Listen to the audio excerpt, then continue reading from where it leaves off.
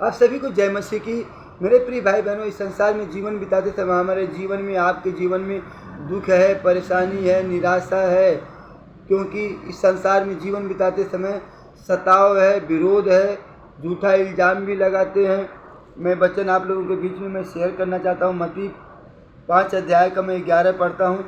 धन्य हो तुम जब मनुष्य मेरे कारण तुम्हारी निंदा करे और सताए और झूठ बोल बोल कर तुम्हारे विरोध में सब प्रकार की बुरी बातें कहे। जब हम प्रभु के कारण सताए जाते हैं तो हम सब धन्य व्यक्ति हैं।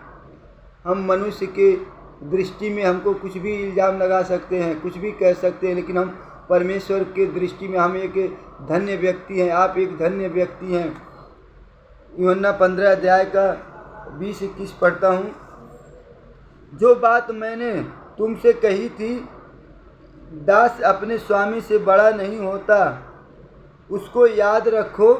यदि उन्होंने मुझे सताया तो तुम्हें भी सताएंगे। यदि उन्होंने मेरी बात मानी तो तुम्हारी भी मानेंगे। जैसे यीशु मसीह को सताया गया वैसा हमें भी, आपको भी सताया जाएगा। यहाँ पे लिखा है कि यदि उन्होंने मुझे सताया तो तुम्हें भी सताएंगे। और आगे वचन में पढ़ता हूँ, पतरस एशिया 51 का 7 में पढ़ता हूँ। यहाँ पे लिखा है, हे धर्म के जानने वालों, जिनके मन में मेरी व्यवस्था है, तुम कान लगाकर मेरी सुनो।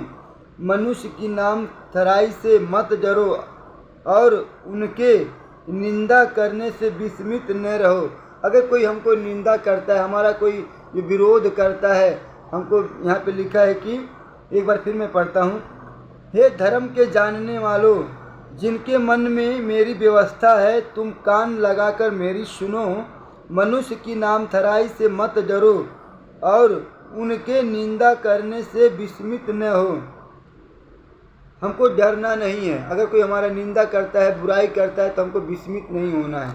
तो परमेश्वर के वचन में आप लोग बने रहें, क्योंकि परमेश्वर का वचन हमें जीवन देता है, सामर्थ्य देता है, शांति देता है। पहला पतरस 4 अध्याय का मैं 14 पढ़ता हूँ। यहाँ पे लिखा है, फिर यदि मसीह के नाम के लिए तुम्हारी निंदा की जाती है तो तुम धन्य हो। अगर मसीह के नाम से निंदा की जाती है तो हम सब धन्य हैं, व्यक्ति हैं। यहाँ पे लिखा है, फिर यदि मसीह के नाम से तुम्हारी निंदा की जाती है